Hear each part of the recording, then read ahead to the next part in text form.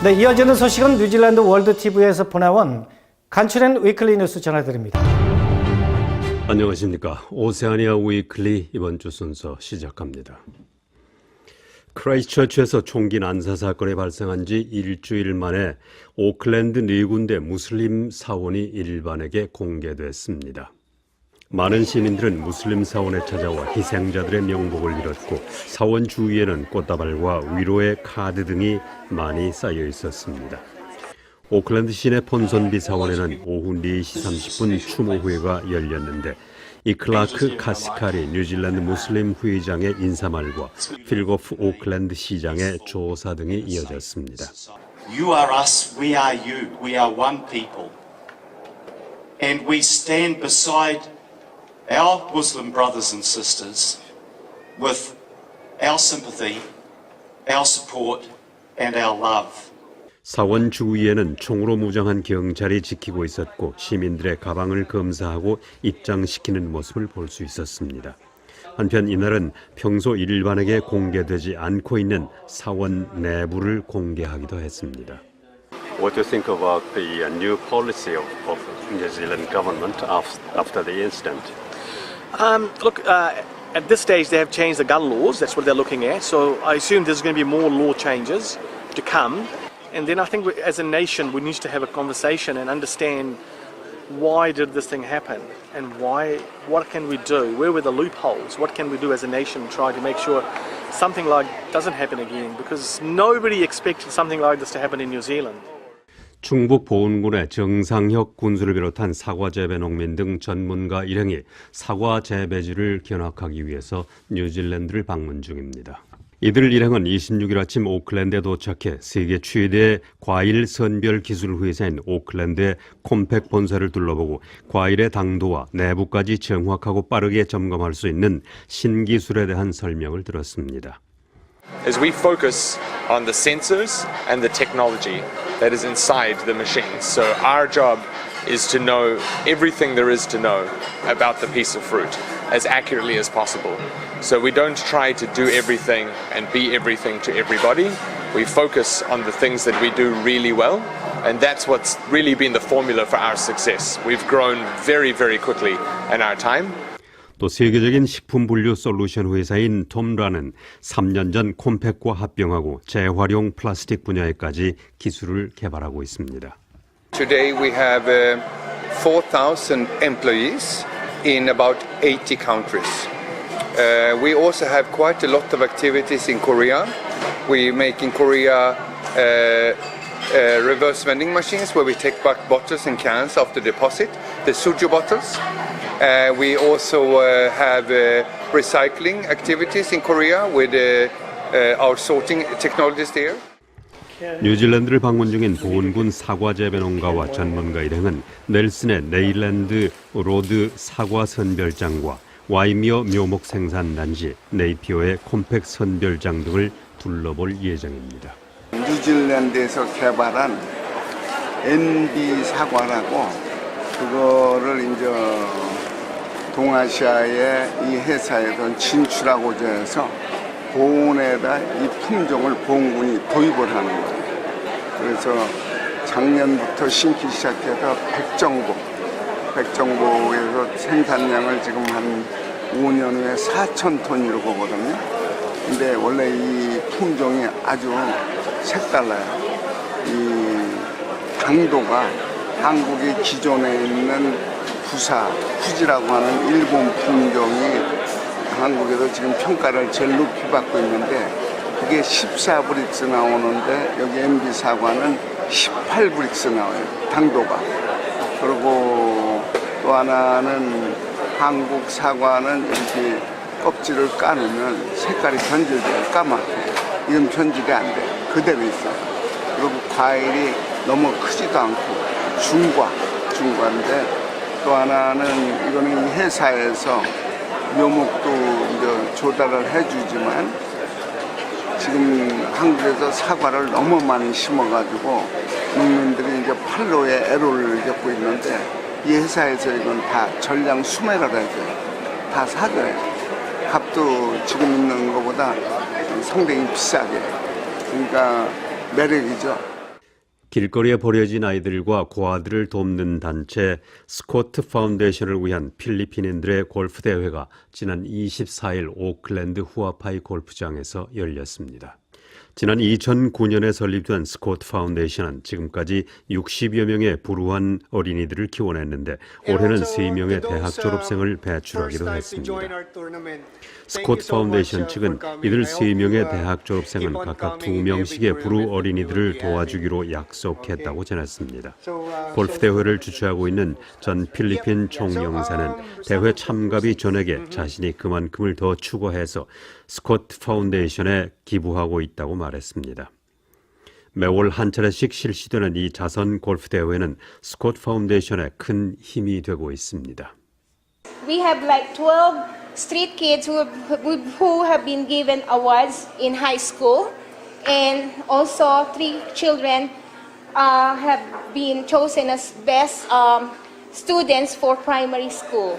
So we also send them uniforms, books, school supplies, and everything that they need. And our coordinators in the Philippines are also feeding them every week. 올 들어 처음으로 열린 한국의 중소업체 상담회가 25일 오클랜드 시내 스카이시티 컨벤션 센터에서 열렸습니다. 이번 상담회에는 10개의 식품업체와 화장품업체, 애견식품업체, 냉장고용 필터업체, 산업용 제품업체 등 모두 15개 업체가 참여했습니다. 코트라 무역권은 이번 상담회는 효율성을 높이기 위해 사전 신청을 받아 1:1 상담으로 진행했다고 말하고 많은 교민들과 뉴질랜드 현지인들이 관심을 가지고 상담에 응했다고 전했습니다. 이날 상담회에는 홍백완 총영사가 찾아와 업체들을 격려했습니다. 우리 콩으로 발효시킨 청국장으로 온도, 습도, 원적외선에서 먹기 좋게 편리하게 말린 거예요. 그러니까 이거를 평소에도 점액질이 나오는 게 그대로 여기 다 부착되어 있기 때문에 그냥 이렇게 먹기만 하면 청국장을 그냥 손쉽게 먹을 수 있어요. 청국장을 꼭 끓여 먹어야 된다고 생각하시잖아요. 그죠? 안 끓여 먹어도 이렇게 먹어도 끓여서 먹는 거와 똑같은 효과를 낼 수 있는 거예요. 브리즈번에서 황현숙 리포터가 보내온 소식입니다. 한국의 문정인 외교안보 특보가 지난 20일 퀸슬랜드 대학에서 이 대학 교수와 학생 등 120여 명이 참석한 가운데 강연회를 가졌습니다. 문정인 특보는 2시간 정도 북한의 비핵화 방안에 대한 강연과 참석자들의 질문에 대답했습니다. 다음 날인 21일에는 브리즈번 힐튼 호텔에서 130여 명의 한국인을 대상으로 강연을 하고 남북한 관계와 문재인 정부의 대북, 대미 관계에 대한 교민들의 질문에 답했습니다. 문 특보는 24일 한국으로 돌아갔습니다. 세인트 페테르스부르크에서 예술을 전공한 로제타 알란이라는 학생이 쓴 믿을 수 없는 사람들의 출판 기념회가 오는 5월 7일 오클랜드에서 열립니다. 러시아인도 아니고 한국인도 아닌 그리고 카자흐스탄인도 아닌 안토니나, 그녀의 정체성에 대한 고민을 이 믿을 수 없는 사람, The Unreliable People이라는 책에서 털어놓고 있습니다. 자신을 고려 사람이라고 말하는 그녀는 스탈린이 고려 사람은 믿을 수 없는 사람이라는 딱지를 붙여버렸다고 쓰고 있습니다. 소비에트 러시아가 이산가족을 만들어버린 고려 사람 사회, 거기서 자신의 정체성과 사랑을 찾아 방황하는 한 예술인 여학생의 모습을 The Unreliable People이라는 책에 담았습니다. 크라이스트처치에서의 테러 공격에 대한 제신다 아던 총리의 발빠른 대처를 환영하면서 아던 총리에게 노벨 평화상을 주어야 한다는 청원에서 2만여 명이 서명한 것으로 알려졌습니다. 제신다 아던 총리는 이번 테러 사건의 희생자와 그 가족에게 큰 위로를 보내주었고 뉴질랜드 정부는 반자동 소총의 사용을 금지했는데 시민들은 아던 총리의 이러한 조치에 많은 지지를 보내고 있습니다.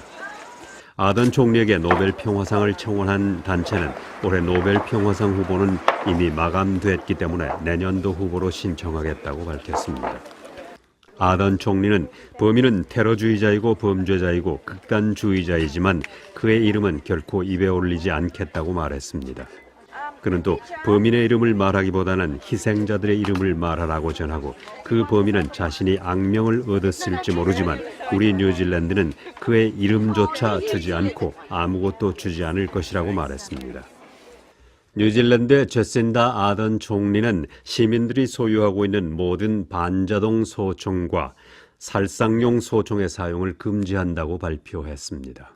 이러한 조치는 크라이스트처치에서 총기 난사 사건으로 두 군데 사원에서 50명이 숨진 지 일주일도 되지 않아 발표된 것입니다. 아던 총리는 이러한 조치는 4월 11일부터 효력을 발생할 것이라고 말하고 우리의 역사가 영원히 바뀌었고 우리의 법도 영원히 바뀔 것이라고 강조했습니다. 아던 총리는 이러한 총기를 모두 사들이는 데는 2억 달러가 필요하지만 이는 우리의 지역사회를 안전하게 지켜나가는 데 필요한 비용이라고 말했습니다. 만약 사면 기간이 끝난 후에도 이러한 자동소총을 소유한 사람은 $4,000의 벌금이나 3년 징역형을 받게 됩니다. 지난 15일 크라이스트처치에서의 총기 난사 사건이 페이스북에서 라이브로 공개된 것과 관련해서 페이스북 측은 자신들의 인공지능이 그것을 인식해내지 못했다고 밝혔습니다. 페이스북 측은 지난 수년간 인공지능 기술을 개발해왔고 많은 발전을 했지만 아직도 허점이 있어 완벽하지는 못하다고 시인했습니다. 페이스북 측은 또 인공지능 기술이 누드 장면이나 테러 선전 그리고 그림을 통한 폭행 등을 인식해낼 수 있다고 설명했으나 지난 15일 크라이스트처치의 총기 난사 사건을 잡아내지는 못했습니다. 뉴질랜드인은 오는 2021년부터 유럽연합 나라를 여행할 때 여행 정보를 사전에 허락받는 에티아스 비자를 받아야 합니다. 2021년부터는 뉴질랜드인은 다른 60여 개국 시민권자와 같이 사전에 여행 정보를 제출해 허락을 받도록 하고 있습니다. 지금까지 뉴질랜드는 미국과 함께 유럽연합 국가를 여행할 경우 자동으로 90일 입국 비자가 발급되었었으나 2021년부터는 이런 아티아스 비자가 필요하게 됩니다. 이에 따라 벌써부터 아티아스 비자를 받아야 하는 나라에서는 큰 혼란이 일고 있습니다. 이러한 제도는 현재 미국을 방문할 때 비자 면제 조치인 에스타 비자와 비슷한 형태의 것으로 알려졌습니다. 유엔에서 대북 제재를 주도했었던 니키 헤일리 전 유엔 주재 미국 대사가 북한을 고립시켜야 한다고 말했습니다. 미 국방부는 북한과 이란 등 적대국에서 대륙간 탄도미사일 ICBM이 발사된 상황을 가정한 요격 실험을 했습니다. 김칸희 기자입니다. 워싱턴 DC에서 열린 미국과 이스라엘 공공정책위원회 연례정책 컨퍼런스에 참석한 니키 헤일리 전 유엔 주재 미국 대사는 이란 공격에 대한 미국과 동맹국들의 대응을 묻는 질문에 북한을 거론했습니다. 북한처럼 이란도 고립시켜야 한다면서 국제사회의 제재를 강조했습니다. I think we have to isolate Iran like we isolated North Korea. Because they're one and the same. 헤일리 전 대사는 이어 북한과 이란은 인권을 유린하고 불법 무기를 개발하는 등 같은 행동을 하고 있다면서 더 강력한 제재의 필요성을 강조했습니다. They're doing the same thing. They're suppressing their people. They're building up their military weapons. I mean, we have to separate them and make them feel isolated. 이런 가운데 미국 국방부 산하 미사일 방어청은 25일 북한과 이란 등 적대국에서 대륙간 탄도미사일 ICBM이 발사된 상황을 가정한 미사일 요격 실험을 2년 만에 다시 진행했습니다. 최신형 탄두를 장착한 지상 기반 요격 미사일 2기를 순차적으로 발사해 ICBM을 가정한 모형 목표물 2개에 대응하는 훈련이며 미사일 방어청은 해당 훈련이 성공적으로 마무리됐다고 밝혔습니다. 앞서 미 국방부는 지난 2017년 5월에 ICBM급 미사일 요격 실험을 처음 실시해 성공한 바 있습니다.